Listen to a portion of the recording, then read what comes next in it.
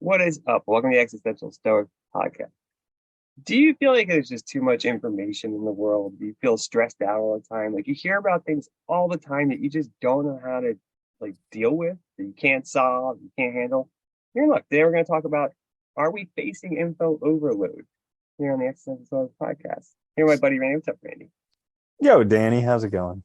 Pretty good. Do you feel like you're facing info overload ever? Dude, all the time.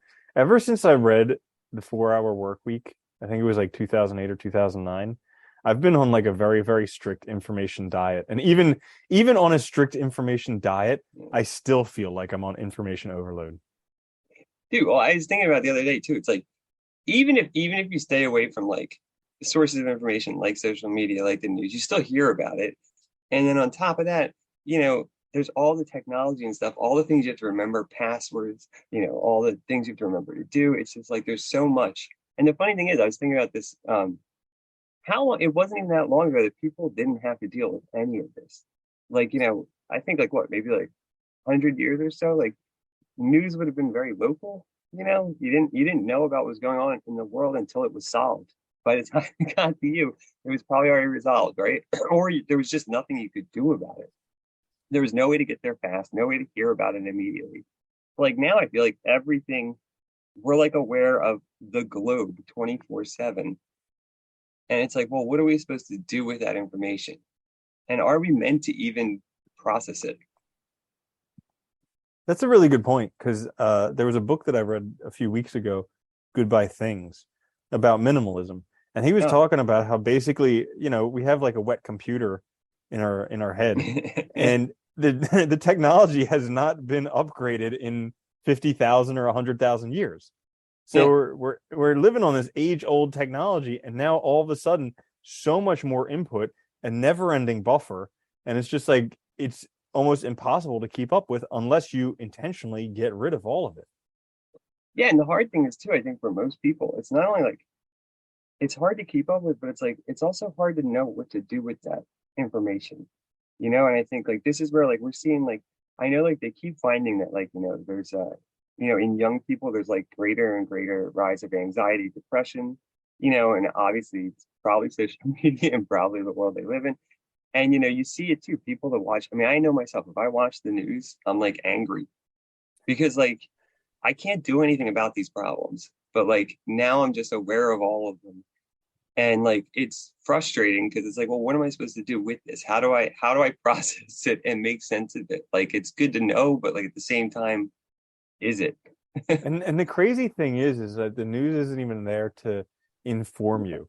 It's there to make money off of you, and the way that Yeah, they know how to do that is by making you outraged. So yeah, it's basically just outrage porn, and they're trying to outrage some people so that they can play other people against those people's outrage, and then back and forth and back and forth, and it's just a crazy never-ending cycle. what was it? It was I think it was there was a documentary I watched on social media and stuff too, and it talked about the news too, because like they found out that like obviously like emotional response is way better to get someone to stay and click or to keep watching than like anything else. That's what's going to keep you there. You're not your rational brain, but your emotional response. So of course they're going to show you things that are going to pique your emotions, whether it's like lust for things, or whether it's anger, or whatever, or whether it's grief or sadness. They want to get you to spike those so that you keep staying and clicking and watching and whatever. And yeah, it's really really toxic Hmm. and insanely hard to deal with. Yeah. So, and there's just so many because even if you try and block out everything, like the amount of social media that I actually use is next to nothing. Yeah. Like never had Instagram, never had Snapchat, like haven't used Facebook since 2009. Like all these things. And yet still like because for work I have to go on Twitter once in a while, so like I see those all of a sudden there's like news feeds Oh coming up yeah, you can't because help it. websites you go to, there's these news things coming up because of searches you do. There's news thing, and it's just like no matter where you go, you can't not see it. And even the co-working place that I go to, they have the news on 24/7, and it's literally the same thing every day. Yeah. Like I'm almost certain it's the same thing every day, but it's not. It's just like the same thing with like a different story attached to it. That's the funny thing. You're right. Like if you go out in the world, like any office building you go into, like airport, they're gonna have the news on. on TVs all Mhm. around 24/7 for whatever And reason. I don't know people why. somehow think they're being informed by getting that garbage downloaded into their head. Well, that's that whole like, because you hear when you're young, like, well, you got to be informed about the world. You have to be informed if you're going to be a citizen or whatever and make decisions and blah blah blah. And like to a certain extent, it's helpful, but do you really need to be informed about the whole world? Is that really helping you make decisions locally? I don't know. Yeah. Yeah, it's insane. I always get a kick out of people who are like, well, you know what's happening in wherever. And I'm like, nah, as a matter of fact, I don't. And they're like, you don't watch the news? Nah, I don't care. Tell me. And then they tell you. They're like more than happy to Yeah, share it with you.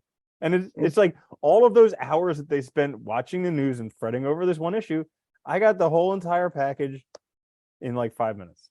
Because the truth is, I mean, you watch the first 20 minutes, you've seen the next 20 days of whatever they're broadcasting. It's like this, it is the same thing, just like they're going to analyze it to death, and that's all you're going to see.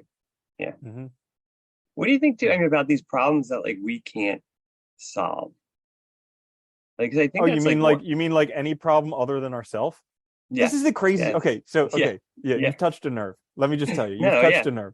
So, no, for me too. yeah, this book, Loving What Is. Okay, this book has opened my eyes because she talks about like solving, and this is something where like experientially it's worked for me. So it may not be true for everybody, but experiential for me, I've We're gonna gotten make some value wild from it. generalizations. It's objectively Totally, because true. if it were, yeah, exactly. But like basically, she's like there are three people's business in the world. There's my business, there's everyone else's business, and then there's the universe's business. Okay? So trying to take care of anything that's not my business is having my nose in someone else's business. It doesn't work. Yeah, yeah, It just causes stress, it causes anxiety, it causes all these terrible things, but there's zero influence that you have over it. yeah. It's funny too, and like so much, I find so much too of like especially news in the US is just trying to make people do things. Like it's just trying to make people believe what you believe or trying to force people to think the way you think. And like it's ridiculous. It is. Rather than taking care of yourself. I like that idea too, because you really can't. You can't like unless you're gonna like I guess if you're a doctor and you do Doctor Without Borders, yeah, you can go help in certain places. But if like, if there's like a pandemic or something, or there's something going on, like some health crisis. But if you're not, you can't really help that way. That's not an option for you. And I think it is difficult because we hear all this stuff and like, yeah, what are you supposed to do? Why are we supposed to be outraged about it? Or why are we supposed to be, I don't know. Yeah, it's crazy. There's nothing that can be done. It just causes like so much emotional stress. Like the woman who wrote this book, Byron Katie, she says somebody asked her if she's enlightened. She's like, no, I just know the difference between what hurts and what doesn't. And it like Yeah. makes so much sense because it's like when you spend all your energy on all these other people's things and issues that's never going to change, it causes pain because you're like, they should do this and they're not. The world should work this way and it's not. And it's like it causes so much pain. Whereas if you're just like, okay, well, this is the way the world is. How do I fix Yeah. myself? And it's fun. And it's like you can be an example to, maybe other people will follow suit or something. But it is funny too, because I've seen so many people too that just like parrot the news all the time. And it's like you're letting that interfere with so much, room that you have for thinking and for solving problems and for dealing with your own life. And instead you're focused on all these other things that really, in some sense, have very little to do with you. Like you're so engaged with this, I world see that's that. far I away. see that It's now crazy. so much all the time with, we have the recession or the depression and the war and everybody's affected by these outward things. They're like, I'm like, how are things going? They're like, well, there's the depression or the recession and things are getting worse. Stock market's going down and the war. And I'm like, yeah, but how does that affect you? Like, how? And they're like, well, I mean, it's the world. Like, you can't not be affected by it. And I'm like, but literally, like, aside from you thinking all this stuff is affecting you, how have you actually been impacted? Has like a rocket flown Yeah. into your house? Has, have you lost your job? Like, all of these things. And yeah, it's mostly just what goes on up here. It is funny. And it's like, you can tell people know how to deal with it at all too. Because like I don't, in some sense, I mean, I don't even know how to deal with a lot of it. And it's like I feel like, it gets in the way. We don't really have a clear way to manage it. And it makes us so distracted that we're incapable of like actually like living our lives better. And actually, you know, it's funny too. I think a lot of people too, they focus on these things and they don't actually, they get outraged by it, but they don't do anything to solve any of the problems either. Like, can you believe there's this many homeless people in LA or something? It's like, are you helping the homeless situation in LA? Are you involved? Like, are you doing anything? Have Oh you my like gosh. written I a letter? I don't I know. laughed. I laughed because I think on Google, you know how like under the search bar they oftentimes have something. They're like, watch this video to spread global awareness for, like poverty and all this different stuff. And I'm like, this is a fucking joke because their headquarters is in San Francisco that has one of the world's largest homeless Yeah, problems in the entire world. And they're like, watch yeah, this global poverty thing. It's like, no, you got to clean up like where you are right now. You need to bloom where you're planted and clean that shit up before you're worried about everything else and everyone else and all this stuff. dude. I know somebody out in San Francisco, and they were saying like, dude, it's gotten so bad. They're like literally walking over homeless people to go have like meetings. Like entrepreneurs are having meetings like in these, you know, restaurants and stuff, and literally walking over people. It's insane. Like, yeah. But that's the funny thing though. It's like, you know, this idea of being like aware of all the problems in the world, but not dealing with any of them. I think that's the other thing too that's funny. It's like we get so overwhelmed by information that we have nothing left to actually solve the problems that are before us, especially like if we solved our local problems, you'd have so much more to help with problems far away. But you know, that's the other issue. I think you can't solve them all first, right now. And the best chance is to solve the ones closest to home, because they're the ones you get the most direct effect on. You make a really good point there. Like we're all so inundated with information and we feel we have to get through this information super fast that we're all in a hurry. But Yeah. really we're going nowhere. And it's like that experiment they did where like you had to walk across the campus to deliver some news and you had to walk over someone Yeah. who was like dying in the middle of the Yeah. campus. And like if you had to get there with a time crunch, you would just walk right over them. But if you Yeah. didn't, you would stop and ask them what's going on. And it's kind of like we're in the same thing where everybody has this time crunch. I mean, we have work, we have children, we have like all these different things. We're all supposed to be billionaires by the time we're 20, or else we're a failure. And it's just like We're all supposed to these be perfect things. at everything we do. I know exactly all these different obligations that we have, and so we can't actually slow down and see what's important. Because like I, I've always been of the maybe not always, but like for a while that I can remember, I've been in the mentality that if I can't do something about it, then it's not worth my energy. So like the Yeah, it's homeless fair. situation, like if I see someone who's homeless, I can go buy them food. And if I can do that, great. Then I made a difference. But I can't worry about what's going on in the news. I can't worry about all these countries in Africa because that's something at the current time I'm just not willing to deal with. So uh it's kind of like we're so burned out from everything in life that we can't even address the person who's starving right next to us. No, you know, it's funny. Like, I think people, because they're so stressed out, they feel like they have to like mention it. So they'll say like, you know, thoughts and prayers, or they'll send a message. It's like, great. That doesn't help anybody. You know, all you're doing is like, you know, it's just, it is Yep. funny that you're not doing anything. You're not actually A doing billion anything to people help don't anyone. have a meal to go home to. Thoughts and prayers. Sorry about that. I did all I could. Yeah. I tweeted thoughts and prayers. I'm good. Moving on to the next problem. Solve that one. Oh my gosh. But you know, it's like the same principle. Like, I don't know. I always think of it as the same principle. Like you can't help others until you help yourself, like until you get your shit together. Right. I mean, it's kind of true. Like I know that personally. Like when I was, you know, when I was really depressed and stuff, I couldn't help. I wasn't good to anybody else. Why would I try to solve their, and what advice could I possibly give that would be valid? You know? And like, but once you get your shit together, then you can actually, then you're in a position to help people, and you're in a better position to help people. Just like, you know, if you're trying to build your life and you don't have a lot of money, giving away all your money to help others is probably going to set you back and make it worse. Whereas if you get your shit together and then you can help lots of people because you'll have more time and more money to help others. And it's like, I think we don't think like that at all, though. We're just so overwhelmed by this information that we can't even effectively navigate how to deal with it and like what to start on because there's so many Yeah. problems.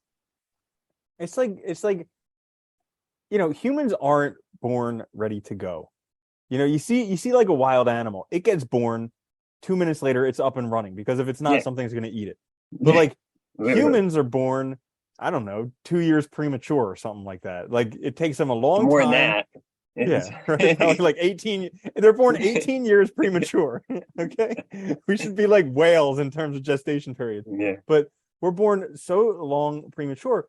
And not only that, but like there's no instruction anymore. Like it used to be where you lived with your parents, your grandparents, your close community. You went to, whether it was right or wrong, you probably went to some religious institution that had some rules about how to live. There's none of that anymore. Like people get their instruction from what? From public schools, which is terrible at doing it, yeah, and second from like Instagram or TikTok. Like that's yeah. TikTok's big thing nowadays. I learned this from TikTok. It's like we get how to live life from public schools and TikTok. If that doesn't say anything for how messed up the world is right now. Yeah. And public schools are afraid to help you with anything important because they don't want to be like liable for it. So like, Yeah. yeah, it is true though, dude. I mean, I've thought that like a million times. You go to all this school and you come out not knowing how to deal with basic human problems, like how to deal with your emotions, how to deal with grief, how to navigate the world, how to like how to write a resume. Like you come out with no practical information whatsoever that would help you be happy and well Well, dude, balanced. we were talking about this this week because I just listened to book 12 of the Meditations by Marcus Aurelius. And he's like literally everything that you want that you have some roundabout method of getting, you could have it now if you just let go of the past, have faith in the future, love what you have right now, and act right. And it's just like Yeah, four things. If you just live your life according to those four things, you could probably yeah, have an amazing life. But yeah. nowhere in school did that ever come up. Nope. No. I'm like, And it's I'm 40 now, and I just heard that for the first time, and it literally blew my mind because it's like, wow, if I could literally just address every day like this, like just forget the past, have faith in the future, love what I have right here, and act right, like it's so empowering because all of your problems are gone. You don't have to worry about problems in the past. You don't have to worry about problems in the future, and then you just get to look, okay, I'm right here right now. Well, look at this. Look at this cool stuff. I have water to drink. That's awesome. Hey, I have food to eat. Oh, there's yeah. air to breathe. I'm not stuck in like the outer space. Like this is awesome. I got everything I need. What's funny about that too, because it's like, when you focus on now instead of the past, yes, you still have to deal with maybe consequences of choices you made, but instead of like dealing with those consequences and being angry because you're thinking about the past and living in the past and you're mad about all of that, you can actually just address the issues, get over them, and move forward, right? I mean, it's funny, but like, I know like there's been plenty of times in my life where like, something big like I didn't want to face because I was thinking about the past, I was living in the past, and it's hard to Oh address my anything gosh. when you're doing that. It is like Dude, you and can't and move forward. especially when you make a mistake. Okay, Yeah. I do this all the time. How there's still things in my past where I if I knew Yeah, what I knew right now, I clearly wouldn't have done what I did back then. But I yeah, didn't know obviously. that back then. And Yeah, so I made these mistakes. And it's like, well, if you're still condemning the same person if he wouldn't do it today, you're just condemning an innocent man. And yeah, like that's one part of it. And also another thing that I got from this book, Loving What is like the thought that it's possible to make a mistake. yeah, Do you absolutely know that's true? Like for your own personal best development, spiritual, whatever, do you know that that's possibly true that you could make a mistake? And when you think about it that way, it's like, well, maybe it was a mistake. Maybe that was something that I really still needed to learn. yeah. And, that was a very effective learning method. Yeah. Oh my God. Yeah, it's funny though. I've been thinking about this a lot too, because like, I've been really busy now. And like I noticed like the busier I get, the less I can, it's true, right? There's the less space that you have for other things if you're gonna get done what you have to get done. And like I've been actively trying to like even more so than I did before, like just weed out all the garbage because it gets in the way. And I think so many people, I see it because just so many people are just so distracted all the time by stuff and just preoccupied that you can't, there's no way you can effectively like live your life, move forward, focus on yourself, and like even do anything good in the world when you're just so overwhelmed by information. And like, I don't think we are meant to deal with it because there's just so much more. Like, even like funny things, like, I remember you said about like when you were in vet school, like one of your teachers said, like, or somebody told you, like, that whole book, it was just like one book for vet school or something for all the information that Oh there yeah. was. And now it's like, you need to know like 10 different fields of science and all this stuff, right? Like there's just so much more to know because it just keeps adding on to it, right? And it's like, so it's already hard. And I don't know that we're even equipped to deal with it because, we've progressed so fast to this point from having like, from having the printing press to now, like so much has changed. And before that, there was like nothing. Most people couldn't even read. And it's amazing. Yeah. I mean, like, just thinking where we went from computers 50 years ago, where it was like a circuit board that you'd have to personally put together yourself, to Yeah, where now we have these in our palm of our hand. We have these like freaking things from Star Trek. And we can just yeah, it's we crazy. can literally talk with anybody and see them. And it's just like it's Uh, unbelievable. In 50 years, like that much can transpire.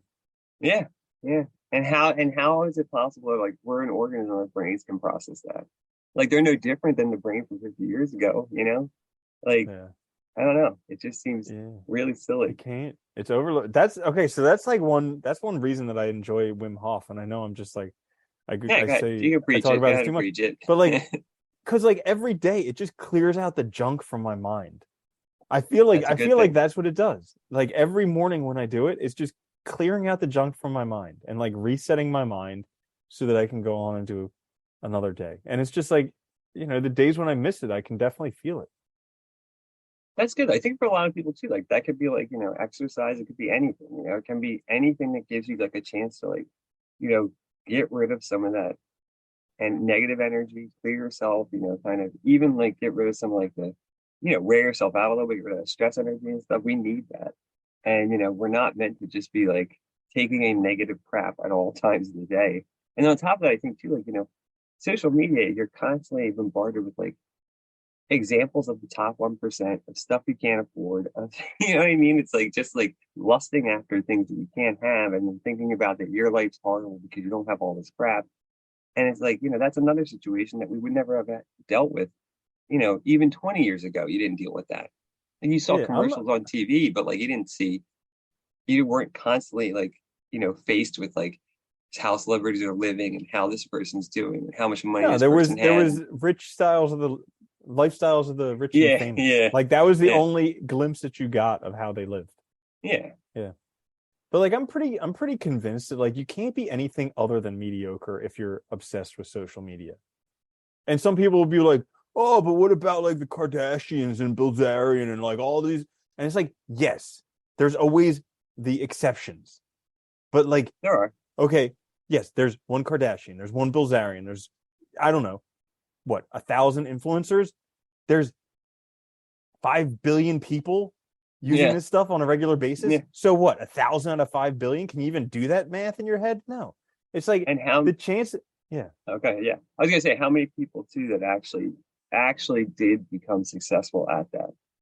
I mean, really, of all the people that tried, think of all the people that tried to be influencers, or all the people that do make content that are like, you're not gonna get to that point. It's not gonna happen. Yeah, and literally they're losing their life making this content. I think that I'm pretty sure they're all convinced that like that getting the good picture is better than actually experiencing whatever they're experiencing. Like I'm pretty Yeah, sure that's the mentality that you have to have. Because I was out to I just had a like a drink with a friend, and we were watching this one person who literally for we were there for like 30 minutes, and they must have taken 100 photos in 30 minutes, just like nonstop, going between like Instagram and Facebook and all these other ones, like posting photos, sending photos here, taking photos, deleting photos, editing photos. And it's just like the amount of work and energy that goes into that is just dude. If you take the amount of work going into editing 100 photos, if you take even if it only takes like a few seconds each one, it's still a lot of work. That's insane. yeah. Yeah, And I guarantee they didn't notice that like it was a cool, refreshing night. Like I'm pretty mm-mm. sure they didn't notice like the wind blowing through the trees or like any of this other stuff. They were just like all about that. But that's my judgment, and that's my issue that I have to deal Yeah. It's your burden, your cross you have to carry, right? It is fun. I don't know. It's insane though, dude. It with. really is like, Uh, yeah, you can't. yeah. How can you be aware of the world around you if you're so focused on that? Is it even Yeah. possible? I Can you don't know. process that much? I don't know. But you know what else? I think that because there is this information overload, it actually holds a lot of people back from achieving their goals. So Yeah. Yes, it does. yeah, Definitely. so there was this there's this motivational speaker called Jim Rohn, and I really like everything that he does. He talks about his mentor Earl Shoaff. So I listened to this thing on YouTube by Earl Shoaff talking about like the lessons that he learned. And he was talking about goals, how like most people we have a list of like 10 goals and we end up accomplishing two or three and we don't really know why. And it's like it's literally because we just don't have them clearly enough defined and we haven't actually like put them into our subconscious. Like most of us have kind of a wishy-washy idea of what we want as a goal, but we Yeah, haven't real fleshed it out vague and like, completely. Yeah. yeah. We haven't fleshed out completely. We haven't written down. We haven't said thank you for it. We haven't imagined what it's like to actually be living that. So it's just this wishy-washy thing. Every once in a while, for the goals that we do achieve, these are ones that most likely we did really have a very good idea of what it looked like. So every time we came up against it, we could find it. And this is something where like this information overload doesn't even give us room to consider our goals No. because we're so distracted on so many other levels that it's like, how can I have goals? I need to have more Instagram followers. Yeah. Like, yeah. Dude, it's funny. I'm seeing now like kids coming to college and like they want to be like their goal is to be an influencer. It's like, first of all, why are you in college and don't don't Yeah. do that? Why are you wasting your parents' money? Yeah, this is not the place for that. Yeah, but it's just funny. I don't know. It's yeah, but you're right though. I think what space do you have left? And like, you look at all these people in the past that had like, I think people took advantage of the downtime they had or being bored to imagine their goals, to work on those goals, to kind of figure it out, to clarify it, or also just to realize that like they're not doing anything and they need to do something. But the thing about all this crap, all this information overload is it makes you feel like you're doing something even though you're not. That is the trick of it too. It makes you feel like you're getting followers, you're getting likes, even if it's a little bit, or you're doing, you know about the world and what's going on, or you're informed, and it's like, so what? Like, Mhm. how is that really giving you space to help you, move forward? And unless you're doing something really specific where, I don't know, I could maybe that's relevant to what you're doing, but I doubt it. Yeah, yeah, absolutely. So, how does someone go about getting their attention back? I don't Getting know. It's a hard undistracted? one, right? Because like Oh my gosh. I mean, I never ever. I'm probably one of the few people I've never had Facebook ever in my life. So I don't know. Like I've always been kind of hesitant about. Like I do have some social media accounts, but I use them for certain things, and that's it. And then I don't go on it.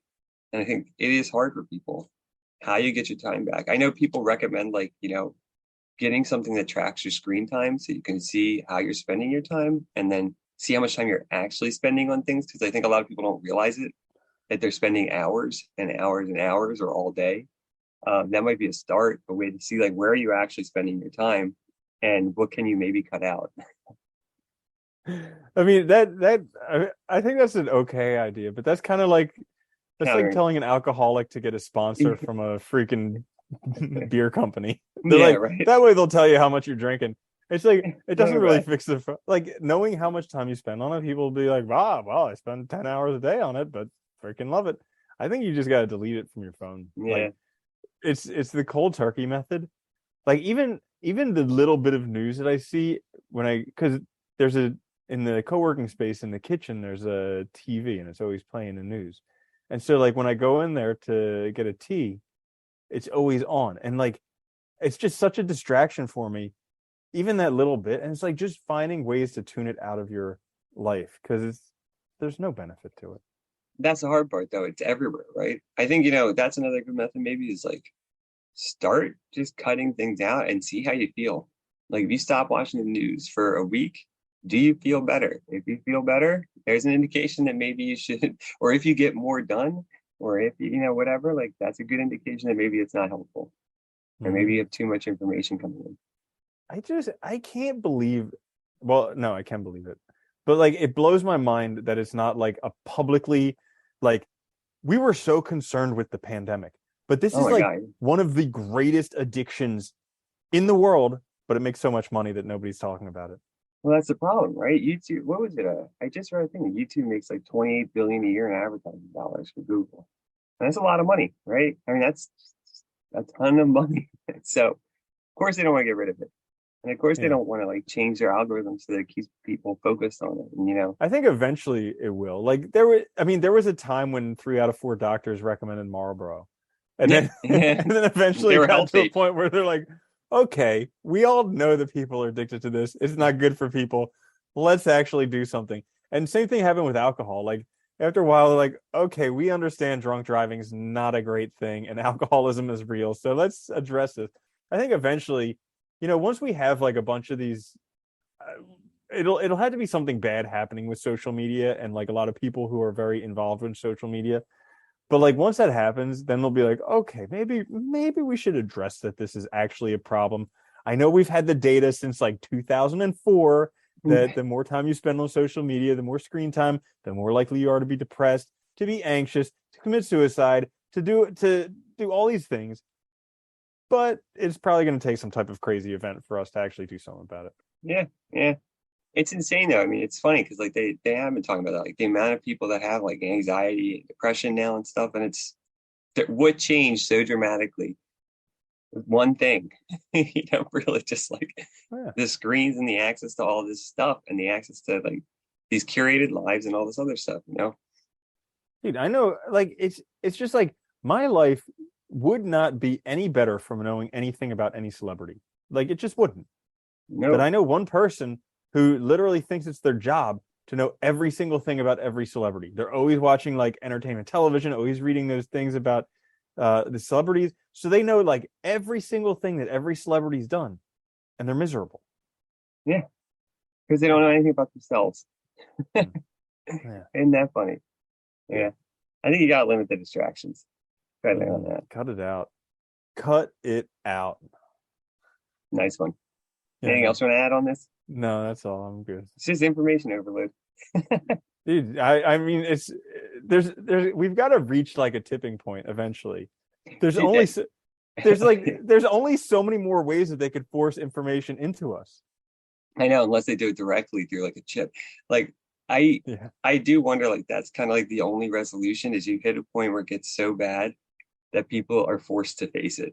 Because like I don't know how else you can get people to, because I mean I know people that are on their phones all the time and like trying to get them to get off their phone is like impossible. This doesn't happen. It Mhm. is an addiction. I mean it's totally an addiction. Like, you know, And it's so funny because the input that we have for our phones is so limited. It's like our finger touching a keyboard. Like we don't even have touch typing where it's fast. We have like yeah. doot doot doot Yeah, it's doot doot slow. doot doot doot. And oh my gosh, it's comical watching these. Yeah, yeah. Well, it's funny. I remember when like I was thinking about this the other day when cell phone came out, like if you went out to eat with people, you would never take your phone out. Or like you wouldn't even answer it if you got a call. And now it's like everyone has their phones in their hand I in st- front of them. I still remember the first text message I ever got. Like Really? I Yeah. had no idea what the hell it was or what to do with it, how to Yeah. deal with it. I was just like, like I was like, how do I deal with this? And I called my friend up. I was like, what is this? And he explained to me what a text message was. But like, it's still just like, He's like, it's super yeah, easy. All you gotta do is hit the 9 button 8 times if you want W. I know. It only Totally takes forgot about 14 that. minutes to type out a Oh my stupid gosh. message because it's the worst Oh, system. yeah, right. That was so good. Oh, that was funny. Uh, Oh my God. good Anyway, times. Yeah. good times. Well, if you've listened this long, thanks for listening. Staying with us. Hi, you can like, subscribe, share. It helps us out a lot. Check us out on YouTube, wherever you get your podcast. We'll be back later this week with a little quick fix. Until then, though, later, man. Later, Danny.